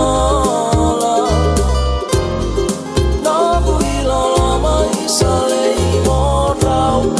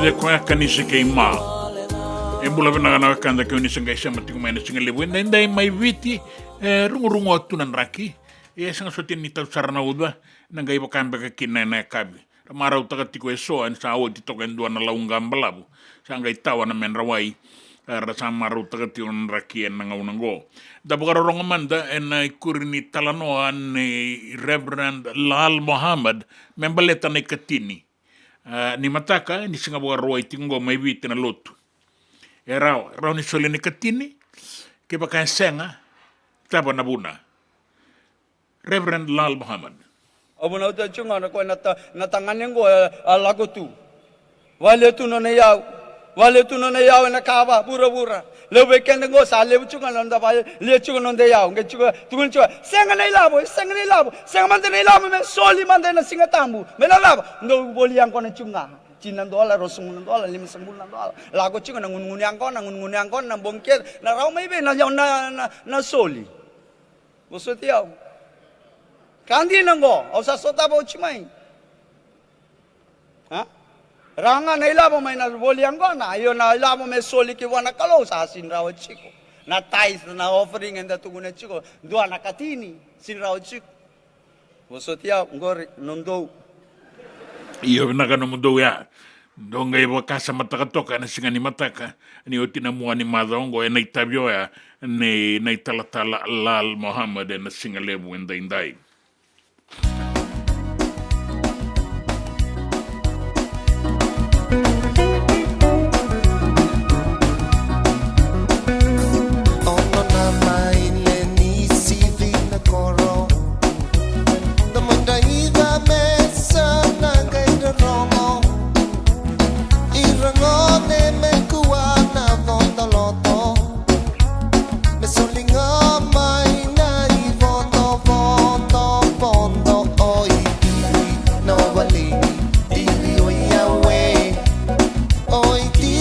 Now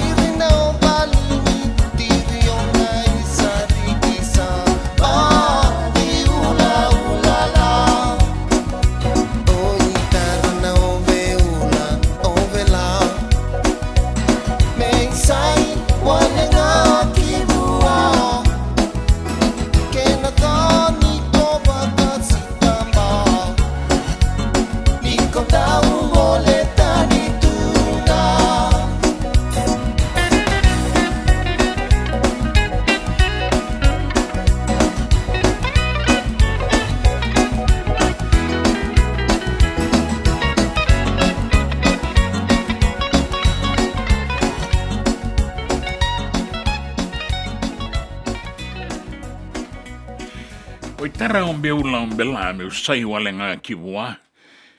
Wabina bina wale bina bi mata sere randu bata tiko weekenda. Wabina bina katale tunga mekina enduan maramangwe tiko sarra mai Alaska, Losalini Deo.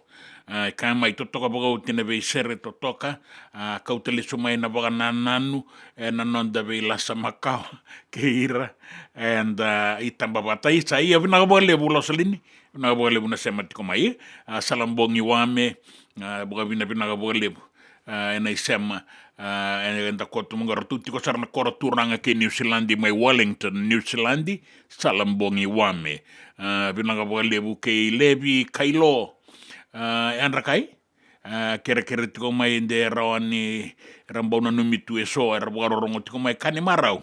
Bikim do na bengara na Fiji water e lautoka, wali bola lautoka ke ran staff era bagarongo tiko mai na Silicon Valley mai Yangara na Yangara plant en bonuanga ni bagarongo tiko mai kin en singalebu en daindai en ai burre ni Earth's finest water en a Seani Road en a Sanora bina bogalebu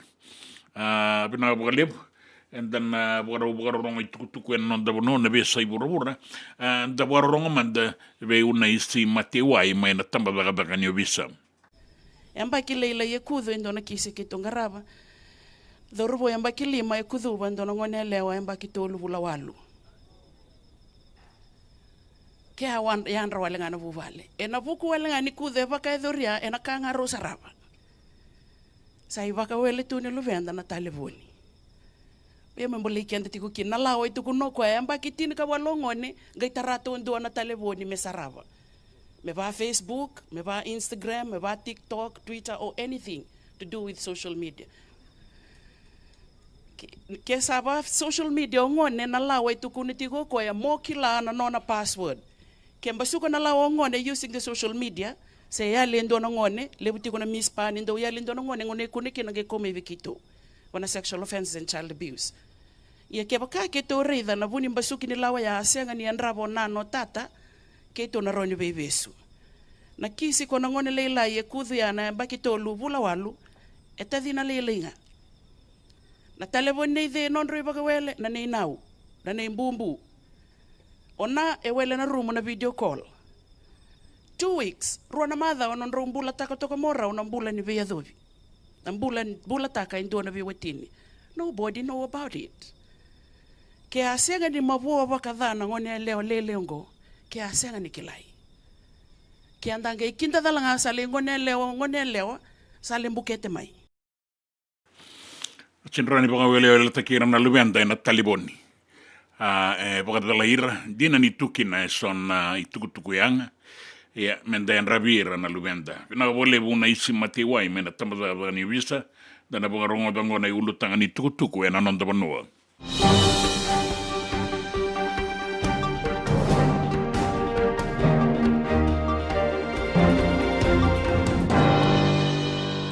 Sabosoti o George Spade Kasa sereki talenga mai wale ni bebesu ni oti rua sanga bulu kabana embaki.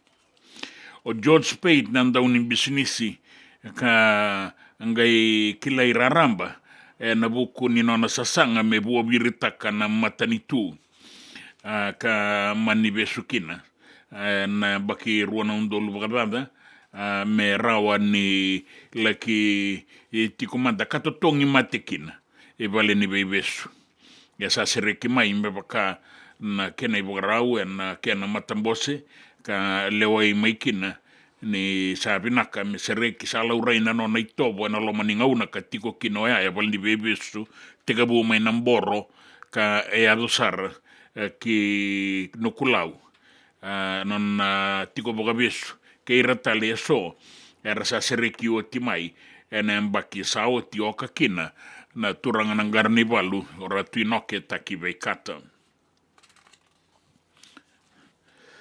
Sa nabagarau tau yabu na matambose ningele maroro ini tau kei endua na tamban na mbebokea na mbisnisi kei nabaga tumbu ilabo wambimbi veira na itau kei ningele. Sama ibagan dono ina tiki nango na nonra tumbose na native ni bosota na itau kei Land Trust Board na ka veibaga salata kikina na tamban na ka andau ngaraban na mbula bagay labo na be kambani na Price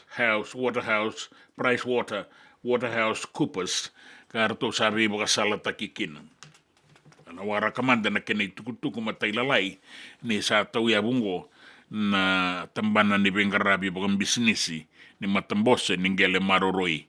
Kinangito, doon na dorobo buli ang bakitini kalima na Marist Brothers High School taurarao rua na metali koulan doon na sliba na labe kambi karatiko kinango na kenandau na sota ni Commonwealth Weightlifting Championship na dorobo ungo o nemaya elda ang bakitini kalima boroka na isaw-saw ka keleatale rua na isaw-saw bobo labe kambi ano na iwasawasi ka sa taurarokin na metali koule rua watake nandua na metali siliba.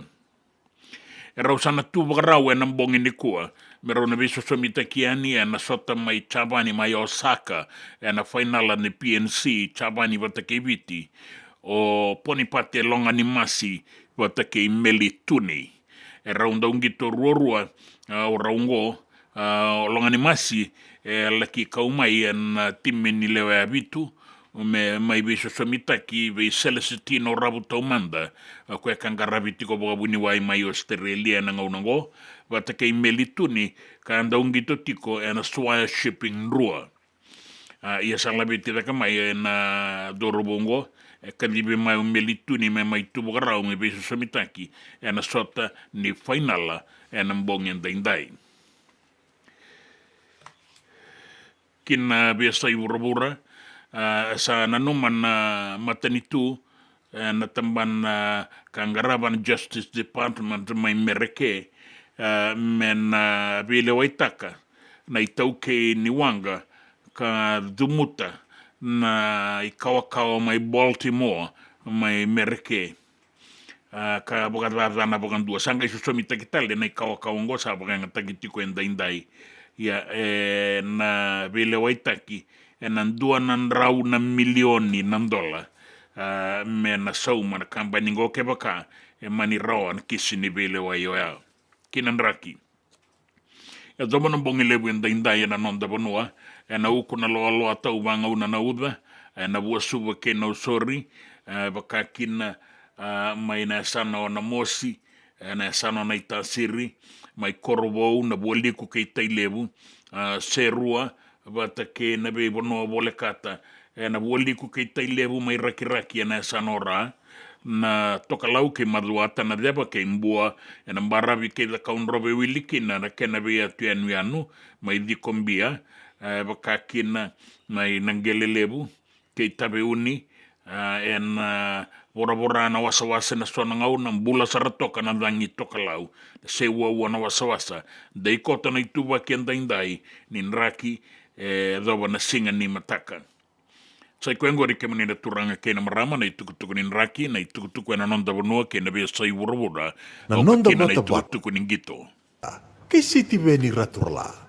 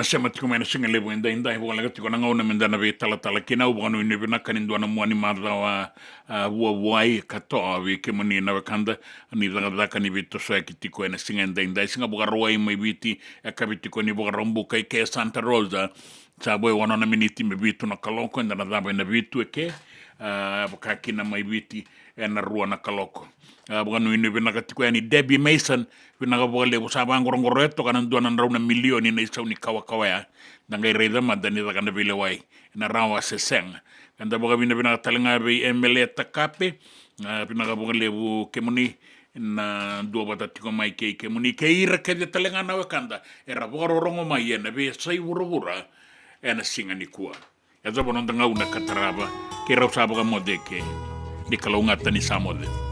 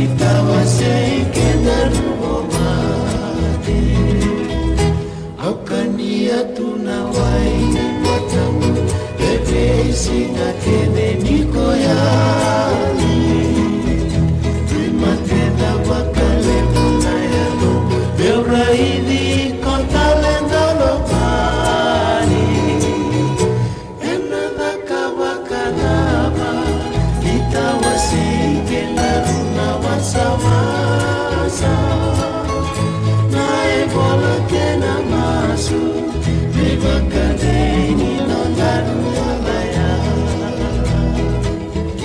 Nae bola que namasu Bebakadeni no naruna laya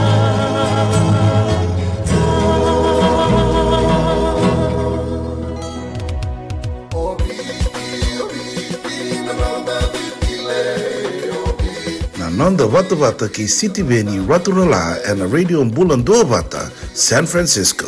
Me Kochi Kenda Vatabai.